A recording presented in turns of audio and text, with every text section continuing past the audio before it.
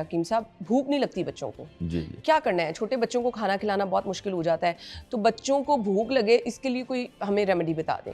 जी बिल्कुल। भूख के लिए हमारे पास ना 3-4 ऐसी चीज़ें हैं। वैसे तो जो छोटे बच्चे हैं उनको हमारा ना इकराबदीनी एक नुस्खा है, चोअरका, अर्क चहार भी कहते हैं।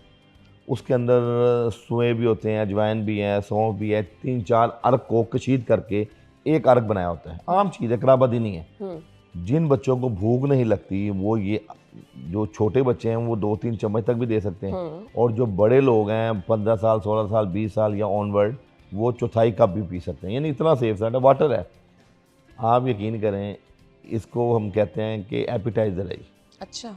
बल्कि हमारे यहाँ जिन लोगों को बल्कि बड़े लोग जब पीते हैं ना, इससे वजन भी कम होता है, मज़े की बात। अच्छा। तो वो कहते हैं हमारी भूख बढ़ गई, तो फिर हमें साथ कोई ना कोई और रेमेडी, कोई पाउडर या कोई टैबलेट्स ऐड करनी पड़ती हैं जो हार्मोनल डिसबैलेंस को भी ठीक करें, आपके कार्टिसोल ज़्यादा रिलीज़ हो रहा है उसको भी ज़रा नॉर्मलाइज करें ताकि एपिटाइट ज़्यादा ना बढ़े।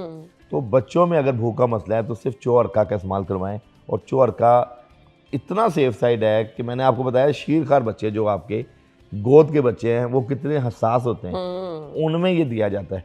तो जो बड़े बच्चों को आप देंगे, डोज उसकी थोड़ी ज़्यादा करनी है, तो उसी वक्त पेट दर्द ठीक हो जाएगा और भूख बहाल हो जाएगी। एक ये भी इशू होता है कि बच्चे खाना भी खा रहे होते हैं लेकिन बच्चों की प्रॉपर ग्रोथ नहीं हो रही होती। हकीम साहब, वहाँ क्या मसला होता है? यहाँ 2 इश्यूज हैं। एक होता है न्यूट्रिशन डेफिशिएंसी, बच्चा जो खा रहा है उसमें न्यूट्रिशन ले रहा है पर वो जुज़े बदन नहीं बन रही। अच्छा, उस ना जुज़े बदन बनने में क्या होता है, आपके मैदे का और आपके लीवर का हाथ होता है। जिगर से इतना काम नहीं कर रहा। कुछ बच्चों की हिस्ट्री में जॉइंटिस हुआ होता है, कुछ बच्चों की आंतों में इन्फेक्शन हुई होती है, जैसे IBS है, IBD है, या कोई भी बीमारी है बैक्टीरियल। ये दोनों वजूहात आपके जिस्म को फरबा होने नहीं देंगे, आपकी न्यूट्रिशन को पार्ट ऑफ बॉडी बनने नहीं देंगे। दूसरा मसला ये होता है कि बच्चा न्यूट्रिशन ले नहीं रहा। कोई आप बच्चे में मिसाल के तौर पे ना वो खजूर खाता है, ना वो फल खाता है, ना वो दूध पीता है, ना वो बादाम खाता है। बच्चे ने सुबह शाम लेस खा लिए, चिप्स खा लिए, पापड़ खा लिए, बोतल पी लिया, आइसक्रीम खा लिया, उसका पेट भर गया। तो मुझे बताएं, या बच्चा वो खुराक जो एक मुर्गी है, ब्रायलर मुर्गी जो अपने पाँव पे नहीं खड़ी हो सकती, वो हमारे बच्चों को क्या सहारा देगी? अब आप बर्गर, शवारमे, पिज़्ज़ा में वो मुर्गी क्या है ना, ज़्यादा इस्तेमाल। तो ये वो चीज़ें हैं जो भूसी की हद तक तो आपका पेट भर देंगी लेकिन न्यूट्रिशन फ्री है। यानी आपके न्यूट्रिएंट चीज़ आपके बच्चे को चाहिए। बच्चा जब ग्रोइंग एज में होता है उसको कैल्शियम की ज़रूरत है, उसको मैग्नीशियम की ज़रूरत है, उसको जिंक की ज़रूरत है, उसको हर उस विटामिन्स की ज़रूरत है जो आपकी बॉडी में जुज़े बदन बनता है। अब कई बच्चे आप देखें, बच्चों के कद नहीं, अच्छा कद ना बढ़ने में, जो ग्रोथ में, उसमें टॉन्सिल्स का बड़ा दखल है। हमारे यहाँ बच्चों ने ये गोलियाँ, टॉफियाँ, कलर्ड चीज़ें खा के अपने गलों को ख़राब किया है। जब तक बच्चे का टॉन्सिल्स का सिस्टम ठीक नहीं होगा, दुनिया का सोने का कुश्ता दे दे, दुनिया की महंगी तरीन दवाइयाँ दे दें, वो बेसूद है। मैं इसकी मिसाल अक्सर देता हूँ कि जिन बच्चों को मोशन लगते हैं और कमज़ोर हो जाते हैं, लागर हो जाते हैं, उनमें ताकत की दवाई नहीं देनी, उनमें अकॉर्डिंग टू टेम्परामेंट उनका इलाज किया जाएगा। उस बच्चे का नमकियात लेवल पूरा किया जाएगा, उसको प्रोबायोटिक्स देंगे, उसको निमकोल देंगे, उसको नमकीन शिकंजबीन देंगे, तो उसकी नकाहत दूर होगी। उसको आप फौलाद के, आयरन के, मल्टीविटामिन चीज़ें देने से वो चीज़ें नहीं जुज़े बदन बन सकती। हर चीज़ का एक मैकेनिज्म ऑफ ट्रीटमेंट है। इसी तरह ये गले के इश्यूज़ होते हैं तो उसमें और वजूहात हैं, पेट के इश्यूज़ हैं और वजूहात हैं, लेकिन बहैसियत मजबूरी हमारे बच्चों में वालिदैन को चाहिए कि तमाम वो हेल्दी चीज़ें देखें। मुझे बताएं, पहले वक्तों में बच्चों के लिए पंजीरी बना करती थी, पहले वक्तों में वालिदैन बच्चों को साबूदाना दिया करते थे, पहले वक्तों में ये अलसी के लड्डू बना के माँ बाप रखते थे बच्चों के लिए कि बच्चा स्कूल जाने से पहले खा ले। लेकिन मैं फिर वही बात करूंगा कि जहाँ बच्चों में बीमार हैं उसमें हम बड़ों का भी हाथ है। इस दौर में, मसरूफियत के दौर में, हमने बच्चों को पैसे दे के अपने आप से बोझ उतार लिया और बच्चों को खुद कह दिया भाई तू अपना नाश्ता खुद तयन कर ले। और वो स्कूल जाता है, कॉलेज जाता है तो वो बैड चीज़ें इस्तेमाल करता है जिससे उसकी ग्रोथ भी रुक जाती है, उसकी मेंटल हेल्थ भी डिस्टर्ब होती है, और बच्चा हमारा इस दौर में कमज़ोर क्यों है, उसकी वजूहात की मेन सबब भी है। जी बिल्कुल ऐसे ही है हकीम साहब। बहुत सारे बच्चे जो है ना वो दिमागी तौर पर कमज़ोर होते हैं, तो बच्चों को मेंटली शार्प करने के लिए ना कि वो चुस्त रहें और अच्छी तरह सबक वगैरह याद कर सके, कोई हमारे साथ कोई आप शेयर करना चाहेंगे? जी बिल्कुल। 2-3 चीज़ें इसमें बड़ी ज़बरदस्त हैं। अभी मैंने जिक्र पंजीरी का किया, तो वो वालिदैन जो बच्चों की मेंटल हेल्थ से कि बच्चे चीज़ें भूल जाते हैं, तो मैं कुछ एक ऐसी रेसिपी बताने लगा हूँ जो घर के अंदर आप बना सकते हैं। मिसाल के तौर पे, अच्छा बच्चे क्या बड़े भी बार बार चीजें जी बड़े भी भूल रहे बिल्कुल होते ऐसे हैं? देखें, हम लोग मल्टीटास्क लोग हो गए हैं, स्ट्रेस लेवल हमारा बढ़ चुका है। तो हमें कोई ना कोई दिमागी टॉनिक हर शख्स की ज़रूरत है।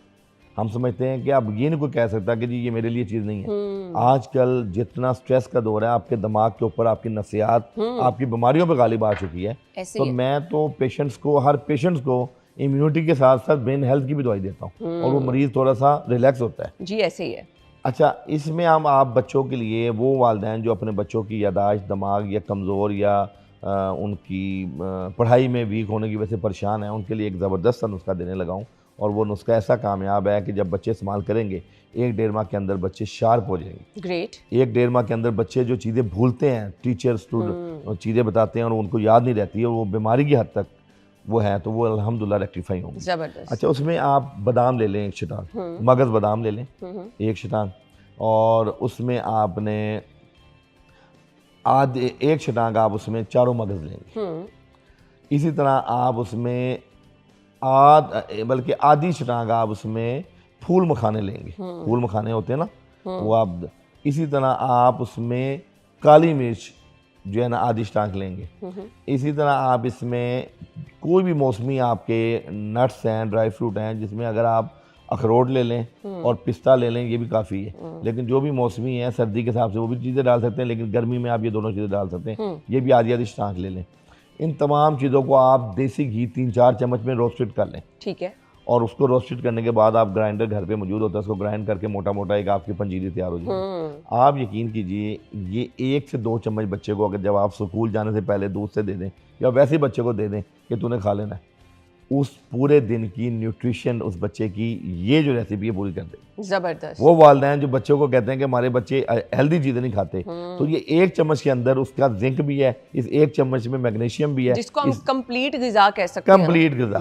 अच्छा, सम टाइम हम बच्चों को इसके साथ ना 1 आध खजूर भी दे देते हैं। अच्छा। तो आप यकीन करें कॉरम पूरा हो जाता है, बच्चों की हेल्थ बेहतर होती है, बच्चे फरबा होते हैं, बच्चे दिमागी तौर पर एक्टिव होते हैं। जिन बच्चों का विटामिन डी लेवल कम है, उसके लिए 2 चीज़ें सिर्फ मैं आपको बताता हूँ, वो बड़े भी इस्तेमाल कर सकते हैं, बच्चे भी इस्तेमाल करते हैं। ठीक है। एक है असगन नागुरी, अच्छा जी। पूरी दुनिया में जिसको अश्वगंधा कहते हैं, असगन नागुरी, और दूसरी है मूसली सफ़ेद, ठीक है। इंडियन मूसली। ये दोनों चीज़ों को हम वज़न लेके पाउडर बना लें, 1/4 टीस्पून बच्चों को दें। जो उन बच्चों की हड्डियाँ दर्द करती हैं, जो रात सोते हैं पिंडलियों में बेचैनी होती है, या जिनके पट्ठों में हर वक्त बच्चा कहता है मेरे शोल्डर में पेन हो रही है, और जो बड़े लोग हैं जिनका विटामिन डी लेवल कम है, वो आप यकीन कीजिए ये दोनों कम्बिनेशन बना के रख लें।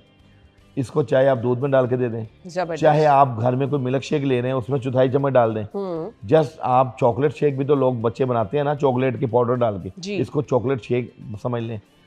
आप यकीन कीजिए ये 2 चीज़ें जो मैंने आपको बताई हैं, जिनको भी विटामिन डी की डेफिशिएंसी है, वो प्रिकॉशंस करें, धूप का मामला और डाइट बेहतर करें, और उसके बाद ये नुस्खा इस्तेमाल कर लें। 1.5 माह के बाद या 2 माह के बाद अपना वो टेस्ट करवा लें विटामिन डी का, अल्हम्दुलिल्लाह जो ऑप्टिमम लेवल पे वो इंक्रीज़ कर जाएगा। चलें जी, ज़बरदस्त। तो हकीम साहब ने हमें जादुई चीज़ें बता दी हैं।